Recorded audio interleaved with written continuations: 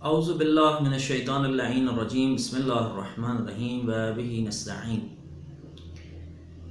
ہم لوگ روزہ کیوں رکھیں اور روزہ ہمارے اوپر کیوں واجب کیا گیا ہے، اور میں کیوں سارا دن اپنے آپ کو کھانے پینے سے محروم کروں اور کچھ نہ کھاؤں اور بہت ساری چیزوں سے اجتناب کروں۔ بہت سارے انسان روزہ رکھنا ان کے لیے بہت سخت ہوتا ہے، اور شاید بعض اوقات وہ لوگ یہ کہتے ہیں کہ روزہ رکھنے کا کیا فائدہ ہے اور کیوں ہمارے اوپر اس روزے کو مسلط کر دیا گیا ہے۔ انسان چونکہ جب تک اس کو کسی چیز کے فائدے کا علم نہ ہو اس وقت اس کو بے سود اور بے فائدہ اور بیہودہ سمجھتا ہے۔ تو روزہ رکھنے کا کیا فائدہ ہے؟ آئیے اسی کے بارے میں گفتگو کرتے ہیں کہ روزے کا کیا فائدہ ہے۔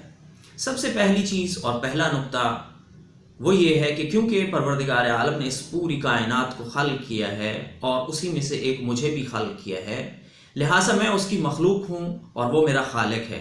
چونکہ میں اس کی مخلوق ہوں لہٰذا مجھے اس کی اطاعت کرنا ہوگی اور اس کے حکم کے مطابق زندگی گزارنی ہے۔ لہٰذا اگر وہ کسی چیز کا مجھے حکم دیتا ہے تو مجھے اس کے حکم کی اطاعت کرتے ہوئے اسی طرح سے زندگی گزارنی ہے۔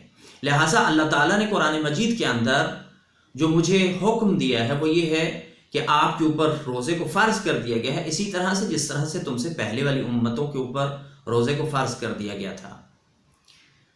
بس اگر میں روزہ رکھتا ہوں تو اللہ کی اطاعت ہوگی، اور اگر میں اللہ کی اطاعت کرتا ہوں تو یہ در حقیقت میرا ہدف خلقت ہے کہ جس کے لیے خداوند متعال نے مجھے خلق کیا، کہ خدا کہتا ہے وَمَا خَلَقْتُ الْجِنَّ وَالْإِنسَ إِلَّا لِيَعْبُدُونَ، ہم نے انسان کو خلق نہیں کیا مگر صرف عبادت کے لیے۔ بس عبودیت اور بندگی کا تقاضا یہ ہے کہ میں اللہ کے حکم کے مطابق زندگی گزاروں۔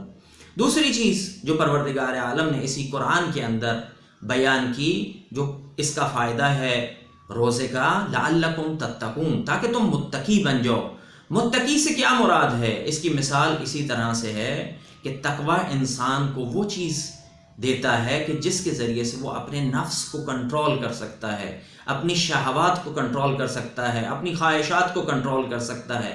یہ شہوات اگر انسان کے کنٹرول میں آ جائیں تو وہ صرف روحانی طور پہ نہیں بلکہ مادی طور پہ بھی فائدہ حاصل کر سکتا ہے۔ اس کی مثال اسی طرح سے ہے کہ انسان ایک تیز رفتار اور برق رفتار گھوڑے کے اوپر سوار ہو اور اس کا اختیار انسان کے پاس نہ ہو بلکہ اس گھوڑے کے پاس ہو۔ اگر اس کا اختیار اس چموش گھوڑے کے پاس ہوگا تو وہ جہاں چاہے گا انسان کو لے جائے گا، یعنی اگر وہ چاہے تو اس کو گہری کھائی میں گرا دے۔ لیکن اگر اس گھوڑے کا اختیار اس شخص کے اوپر، اس شخص کے پاس جو سوار ہے اس کے پاس ہوگا تو وہ اس کو جس منزل کی طرف چاہے گا اس کی تیز رفتاری سے استفادہ کرے گا اور اس کو کنٹرول کرتے ہوئے اس منزل مقصود تک پہنچ جائے گا۔ لہٰذا اگر ہم لوگ تقوی کی منزل پہ فائز ہو جاتے ہیں اور روزے کے ذریعے سے میں جب اپنی خواہشات نفسانی کو کنٹرول کر لیتا ہوں تو میں اپنے اہداف تک پہنچ سکتا ہوں، چونکہ کنٹرول میرے ہاتھ میں ہے نہ کہ میرے نفس کے ہاتھ میں۔ بس دوسرا فائدہ تقوی ہے۔ اسی طرح سے انسان کے لیے صرف اور صرف فردی طور پہ فوائد نہیں ہیں بلکہ پروردگار عالم نے چونکہ اسلام کو ایک اجتماعی دین قرار دیا ہے، لہٰذا اجتماع اور معاشرے کا بھی اس کے اندر فائدہ ہے۔ وہ فائدہ کیا ہے؟ اس کے بارے میں پیغمبر گرامی اسلام حضرت محمد مصطفیٰ صلی اللہ علیہ وآلہ وسلم نے فرمایا تاکہ غنی اور فقیر کے درمیان مساوات قائم ہو جائے، تاکہ جو غنی ہے وہ بھی اس فقیر کے درد کو محسوس کرے کہ وہ کس طرح سے بھوک اور پیاس کو برداشت کرتا ہے۔ بس ماہ مبارک رمضان کا جب انسان روزہ رکھے گا تو اس کو پتہ چلے گا کہ کس کرب اور مشکل سے وہ غریب زندگی گزار رہا ہے، لہٰذا اس کو ہمدردی ہوگی اور وہ اس غریب کا بھی خیال رکھے گا، تو معاشرے کے اندر وہ جو نامساوات اور نابرابری ہے وہ مساوات اور برابری میں تبدیل ہو جائے گی۔ بس تیسرا فائدہ انسان کے لیے اجتماعی فائدہ ہے، اور اس کا چوتھا فائدہ یہ ہے کہ انسان کی صرف اور صرف روحانی طور پہ فوائد نہیں ہیں بلکہ انسان کے روح کے لیے بھی فائدہ ہے اور اس کے بدن کے لیے بھی فائدہ ہے۔ پیغمبر گرامی اسلام حضرت محمد مصطفیٰ صلی اللہ علیہ وآلہ وسلم فرماتے ہیں صحیح تصوموا تصحوا، کہ تم روزہ رکھو تاکہ تمہیں صحت ملے، تمہارا بدن ٹھیک ہو جائے۔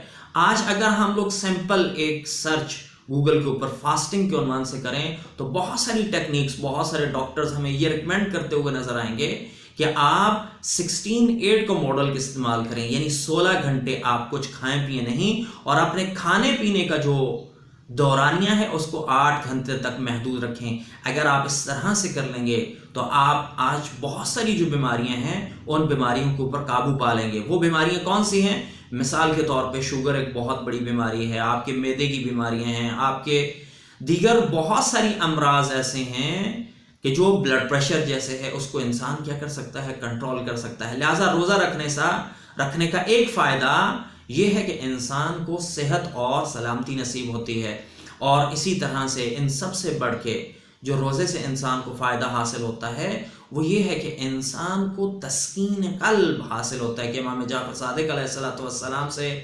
روایت ہے کہ روزہ اور حج انسان کے قلوب کو تسکین پہنچاتا ہے۔ جب انسان روزہ رکھے گا تو اس وقت اس کو خدا کے ساتھ قرب اور خدا سے نزدیکی حاصل ہوگی، اور وہ خدا کے زیادہ قریب ہو جائے گا۔